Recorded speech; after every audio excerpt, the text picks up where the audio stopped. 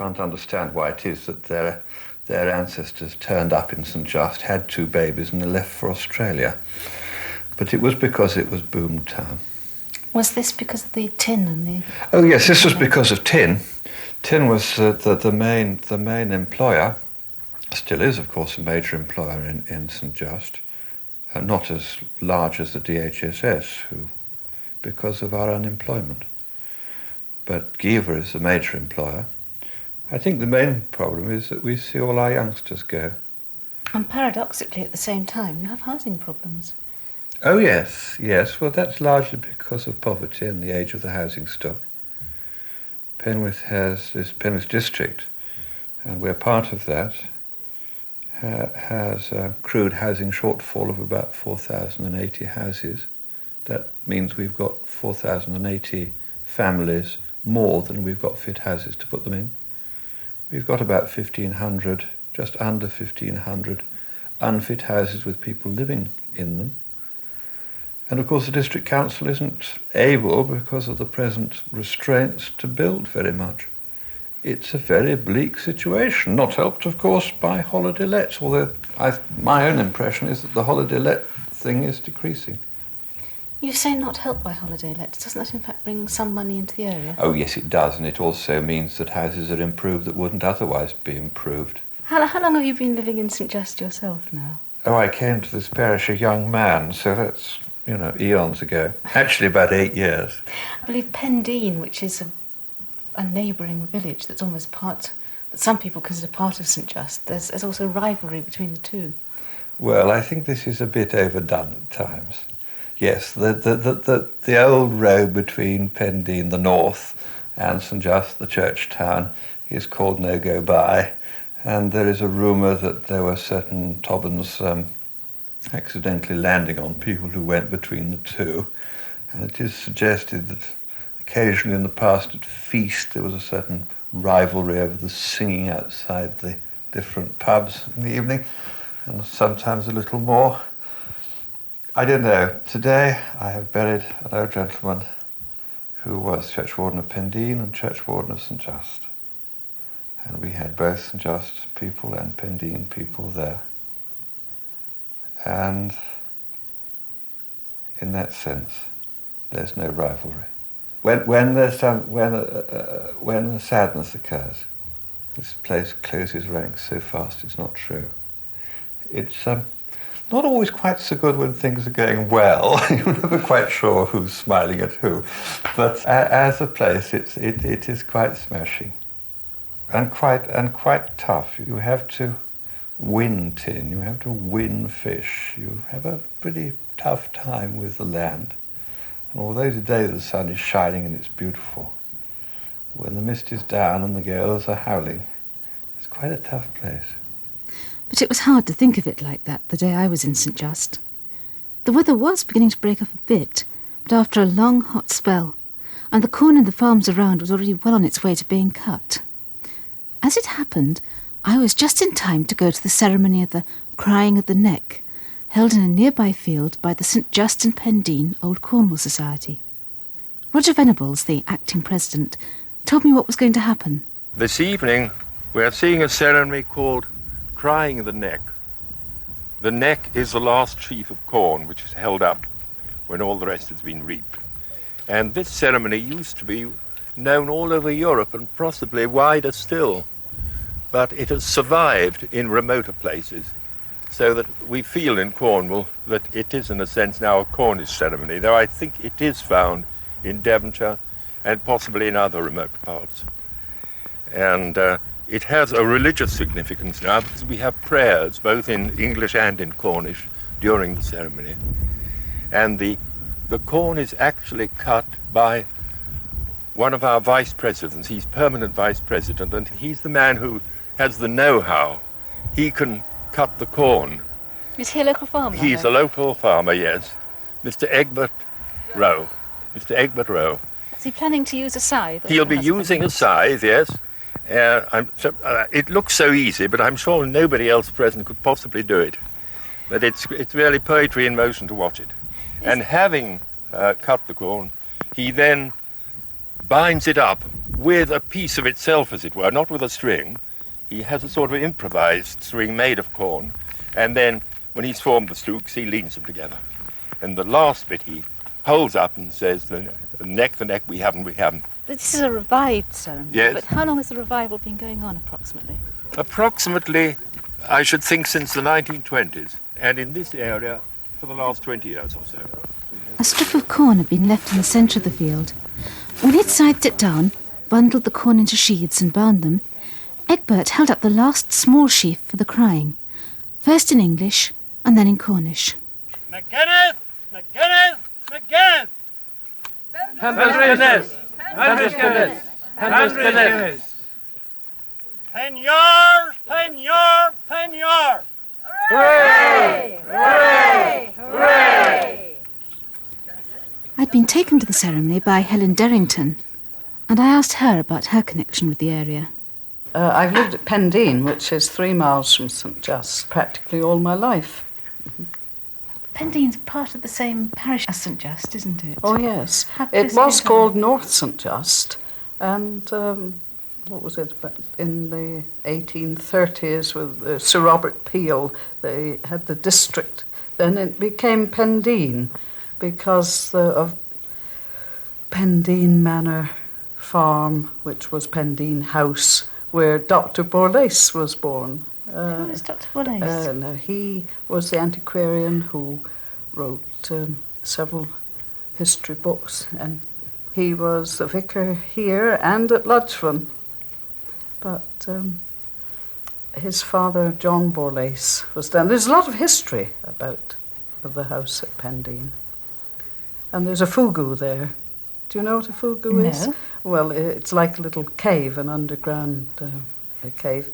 And there's one at Boscaswell as well, which is a hamlet nearby. And it's said that on Christmas morning, if you are looking at the cave and you see a lady come out with a white rose, you will die. This goes back to the Wars of the Roses, you see. So you hope not to see a lady with I'd say, don't look. Easier not to go there on Christmas morning. Yes, yeah. How old is St. Just? Well, I should think it goes back a very long time because down at Cape Cornwall, which is Portheast, there was an oratory there in the 5th century, St. Helen's Oratory. Now, I've heard different legends about it. I like the one of Helen who married she was a Welsh princess who married a Roman soldier. But somebody told me it was a man, it was Helenus, no matter. And there's some remains left down on the little headland, the Cape. Mm-hmm. And the font, I think, is in the parish church here. And of course the parish church dates back to, 1336 was it, the dedication. So people have been around for a very long time, and they've been mining tin for centuries. Yes, it's very much a mining area, isn't Oh, it, yes, too? That's the yes. heart of St. Just in a way. Yes. And you're also very involved with the Old Cornwall Society, aren't you? Oh yes, I'm keen on all the traditions and the language, the people. And you're a member of the Gorseth. Yes, I'm a bard. Some bards are fluent in the Cornish language, and we think of them as language bards. And some people are made bards because of service that they have done for Cornwall. Last year, the Gorseth was in St. Just, in the Plain and Gwarry, the medieval amphitheatre there. It's a wonderful site because it's 126 feet across, so there was a good circle and a very nice platform there. The Grand Bard and the Deputy Grand Bard and past Grand Bards and somebody from Brittany came and someone from Wales, and they all speak in their own language, but the ceremony is in Cornish. We all meet and robe in the school usually because it's a nice large building, and then we have a procession to the Bardic Circle. The public come along to watch, but it isn't really a spectacle for the public. It is the College of Bards meeting together. And they have competitions for folk songs, for prose, poetry, music, and often the prizes are presented during the ceremony. Then there's a lady of Cornwall who presents a sheaf of wheat and flowers. She gives that to the Grand Bard, the fruits of the earth. And the bards swear fealty on the sword of Arthur. And You haven't really it's got quite a an sword of impressive Arthur. ceremony. Is it a Yeah, well, they have a metaphorical sword. sword of Arthur? Yes. It's the spirit of Cornwall. We think Cornwall is a nation, and we're quite separate from England. Are you going to allow some of us to continue to visit, though, please? Oh, yes, you're very welcome. We couldn't get on without the English coming. So often when they adopt Cornwall, they love it more than the Cornish. And can I ask you, since we've been talking about music and that sort of thing, would you like to choose some music for us to hear on the programme? Well, yes, we always enjoy listening to Brenda Wootton singing Way Down to Lamorna. That would be lovely. So now I'll sing to you. It's about a maiden fair I met the other evening in the corner of the square. She had a dark and a roving eye. She was a charming rover. We rode all night in the pale moonlight, away down to Lamorna. 'Twas down in Albert Square, I never shall forget. Her eyes did shine like diamonds, and the evening it was wet, wet, wet, and her hair hung down in curls. She was a charming rover. We rode all night in the pale moonlight, away down to Lamorna. As we got in the cab, I asked her for her name, and when she gave it me for her mine, it was the same. So I lifted up her veil, for her face was covered over. To my surprise, it was my wife I took down to Lamorna.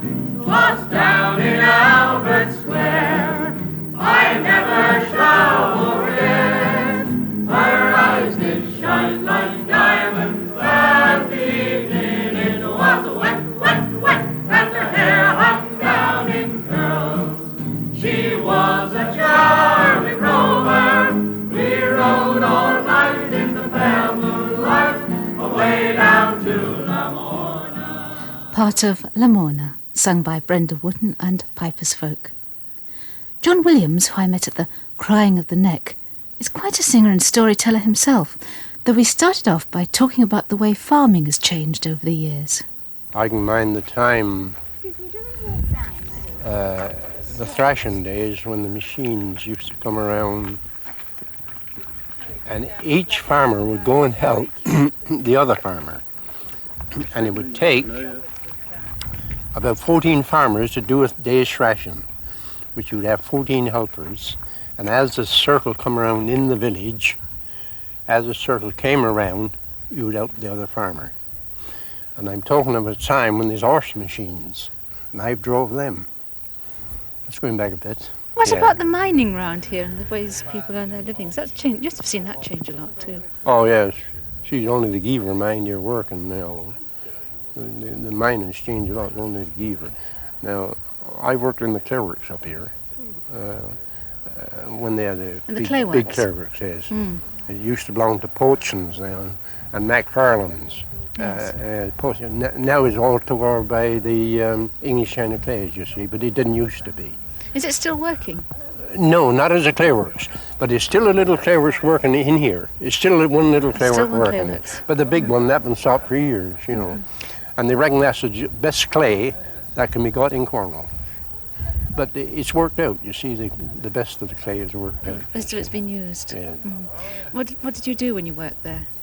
What was your work there? I drove a couple of pumps here for some time. Right. Yeah. Because Well, was that how they got it out? Did they drive it out with water? How do you get clay out of the ground? To start off with, the burden, what we call the burden, the top burden would be about 7 feet down. So that's the soil, the top And that had to soil. be took off first. Yeah. And a man in them times had to break 7 load out of that hard stuff and tram them out perhaps a couple of 300 yards. And that was his day's work. And he was breaking out of ground, well, nearly as hard as that road. But you either done that or you wouldn't want it. And then the clay was underneath The that? clay was underneath that. And then to start off with, they even broke the clay, and they breaking the clay, they'd have a stream of water coming down through, and they break the clay. Oh, I could take all day with this. They break the clay, and the clay then would wash out of this and leave the sand. It would leave the sand, you see. And as he left the sand, they would pump the clay water then back into the settling pumps. Oh, I see, yes. And as the clay would settle into them pits, then they would be left and dried. They tram them into the dryers and dry them out. And that's why you have clay pits all around the place, because that's where they literally dried out the clay. That's right, yeah. I could explain the clay pit to you. The ones you're working now. If we was there, I could tell you all about it. Right. Now I can talk no more. Are there any stories connected with the area? Any stories connected with the area? Now, here's a little bit of a tale. Well, it's supposed to be, I make up all sorts of stuff, or I have done. Well, everybody done a bit of wrecking years ago. They done a bit of wrecking. You see, even when people was working. Well, when there was plenty of ships being wrecked, the fellas, some old chaps here around now used to follow up a bit of wrecking. Well, they're on the shore, they'd pick up anything. They could, find wood or probably a barrel of something washed in or different things, you see. Well, I know a couple of old fellas. Well, they were old people when I was a boy, and they used to do a bit of this. And so as time went on, I thought, well, I'll make a little tale with these two. One was called Ellis, and the other, they had nicknames, you see, and they called him Cousin John Ellis. Well, here's this bit. Cousin John Ellis and Alec me Yank went down to Pull Pry to pick up a plank. A plank they found and they cut it in two. Now, says me Yank, we'll make a canoe. The canoe was made and they went to sea. Out on the bridges, so they say, there they dropped anchor and fished all day, catching conger, bream and pullock prime, till Alec me Yank, he lost his line. Now, says Cousin John, I'm in some fix. I promised Liza I'd be home in 5:45. Liza, my dear, she'll be home in a month with a frying pan full of taters burnt to a soot. Oh dear. John Williams with a tale of two beachcombers, or wreckers as it's known in Cornwall. Well, we've mentioned Givor tin mine several times, as it's the only working tin mine left in an area that's got a history of mining going back a very long way. I asked Tony Brooks, who's a senior lecturer at the Camborne School of Mines, what metals were found in the area. A wide range of metals have been produced from the St. Just areas. Only tin is the commercial one at the moment, though in the past copper was one of the major metals. The Levant mine, which is half a mile or so west of Givor, was a major copper producer during the 19th century. That was closed by a disaster, wasn't it? Yes, the St. Just area, in some respects, is unfortunate in as they've had perhaps more disasters in that small mining area than maybe the rest of Cornwall put together.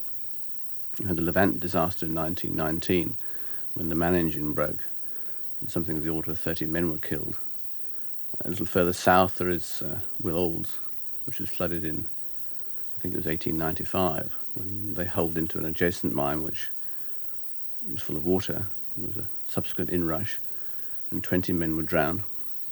And of course between Levant and Will Olds there's Batalic, which also had a disaster in the 1860s when a skip ran away on the incline shaft and 7 men were killed there. And Botalic's a very interesting one, isn't it? Because the way it goes out under the sea. Yes, both Botalic and Levant were worked out under the sea. Botalic, I suppose, is the famous one, the one we all think about, perhaps best remembered because it was visited by royalty in the middle of the last century, who went down underground, out under the sea. Did it actually make a difference to the miners' conditions afterwards? Because that was in the middle of the time of great reforms and working conditions. I don't think so. I don't think things changed a great deal. I think it perhaps brought mining more to the public eye, certainly outside Cornwall. I don't think it changed things very much. Conditions I don't think were as bad as people perhaps like to make out. We didn't have the problems that the coal industry had. There wasn't the large-scale use of child labour, for example, for tramming. Right? Boys worked underground with their fathers, but it was very much in a voluntary team effort, and this is the way that people learned. They learned from father to son. Going right back in the history of the mines, when would mining have started in the area? It's not clear when mining started. Certainly the St. Just area is a classic, in as much that there's certainly records and remains even today of early cliff mining, and certainly mining in Cornwall started this way.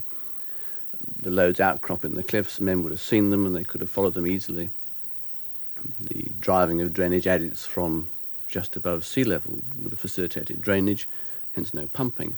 And therefore much of the early production certainly came from cliff mining. This then later developed into the underground mining that we know today in depth. If you walk along the cliffs, so shall we say, from Cape Cornwall to Pendeen Lighthouse, you'll perhaps see the whole of Cornish mining history before you, if you know what to look for. There are certainly signs from the early 18th century. Many of the engine houses and buildings, of course, of the 19th century. What should people look for then as they go along? Is any hole in the cliff likely to be a mine? Any disturbance, any building, any stone, almost any wall will have probably some mining historical significance. I believe you're involved with a scheme to restore Botalic mine, or at least the engine houses. Yes, Botalic is quite a large mine, and we're interested in only a very small part of it, which is known as the Crown section. Familiar, I think, to most people, are the two engine houses down just above the sea on the Crown's rocks. We as a group, I'm involved with the Carnbury Mining Society, and we as a group are attempting to raise money in an attempt to preserve the buildings, the two engine houses. What we are attempting to do is to preserve them really as they are. They've been standing pretty well unattended for the best part of 100 years. We would like them to remain for the next 100 years so that other people in the future can get the pleasure from them that we do, and I'm sure that many people who come to Cornwall or live in Cornwall also get. Not leaving them as part of the industrial landscape rather than turning them into a museum? Oh, very much so. There's no question of a museum. The buildings themselves are in a very poor state of repair. What we hope to do is to replace lintels, seal walls, rebuild certain sections where they are unstable, particularly the lower engine house, the chimney and a couple of the walls. The engine houses are very close to the coastal footpath. They can be seen from the coastal footpath. Access to those buildings will be guaranteed. We are making arrangements to lease the actual buildings themselves from the landowner in order to ensure this. But they will not be a tourist attraction as such. They will be as people have seen them in the past, and hopefully they'll remain that way for the future. Tony Brooks. I finished my time at St. Just in the bar of the Commercial Hotel, which is in St. Just Market Square. Douglas Woolcock is the licensee, and he's been there 20 years, following in his father's footsteps. As we talked, he had to break off to serve customers as they came in. What goes on in the town? For a small place, quite a lot, really. Sport-wise, we've got our own football club with their own grounds, rugby club with their own grounds, cricket club, it's got its own ground. How are they doing at the moment? The football club have done better this season before it started than they did the whole of last season put together. They won 2 friendly matches. This is unusual. That's an improvement. That's an improvement. Our football club has had rather a poor season last year, but they're looking forward to better things this year. Cricket, a little so-so. Rugby, I think, had a good season last year. Do you find it hard getting people to play? And is it hard to make a full team? No, we don't get any difficulty in getting them to play, but there's great difficulty in getting them to practice. So there must be other things going on in the village. Oh, yes, they thrive in operatic society, local operatic society, badminton clubs. Oh, yeah, it's surprising, really, for the size of the place, what does go on. Mm-hmm. I mean, there's all sorts there for youngsters, you know, if they want to participate. And there's quite a few youngsters taking part in them. Mm-hmm. So that they aren't all hanging around street corners. No. No, it's quite a lively little town at times there. Now, if we have time, would you like to choose some music for us to hear on this programme? Would I like to choose some? What kind of music would you like? Oh, you choose what you'd like. Well, when is this programme being put out? On what day? It's on Saturday. On a Saturday. Yeah. With a repeat 8 days later on a Sunday. Oh, shocking. Music. Saturday. What do we have Saturday nights by? We'll all gather at the river. Very good. We'll all have that one. We'll all gather at the river. Very probably not that for you, Pat. Okay. Now, if you want someone to fill in the time there, you stick something in. I'm quite easy. Just choose something I like. No pop. I get enough of that coming through on those. All right.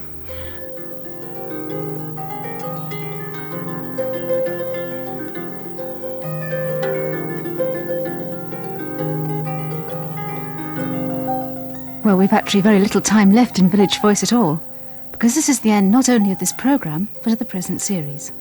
I'd like to thank everyone who helped me in St. Just, and through all the programmes, particularly Oliver Baines and Gloria Olsey at the Cornwall Rural Community Council. If you think your village would be a good one to feature another time, why don't you write to us? But now let's finish with my choice of music, thanks to Douglas Woolcock. It's some more of the record that's introduced Village Voice each week, Alan Stivell's Renaissance of the Celtic Harp.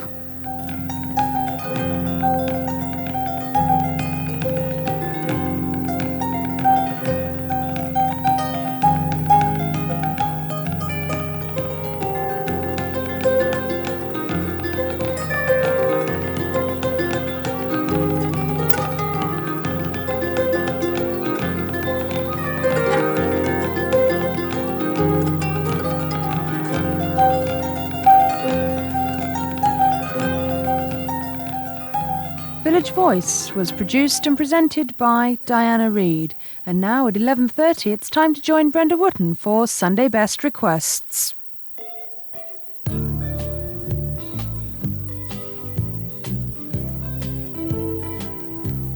Come on in, you know you're welcome here. Come on in, it's been a long, long year. This morning I thought, come on, I had to put a pair of socks on. Feet was freezing. Here we are. Happy Sunday, everybody. Pull yourself a pint today, Postman Brian Hughes, 44 Fairmantle Street, Truro. That's what your love from your wife, Wendy. She says, I'm reading early, Brenda, because you got to go off to work at the Navy Arms. So there you are. My mother, a wonderful gran, Mrs. M. Edwards, 22 Nave Go By Beacon. Her birthday's on the 16th of September. With love from Barbara, Brian and Sally. And will you call out Dickie All for me? Dickie All of Mill Street, St. Day. Love from your Mrs. Jones. She's up in Blackpool. Get well soon, William Elmy, at present at Trelisk, St. Michael Tregenza of Trebow, St. Martin's. On the 10th of September was the birth of Lee Anthony Booker. Well, that's yesterday.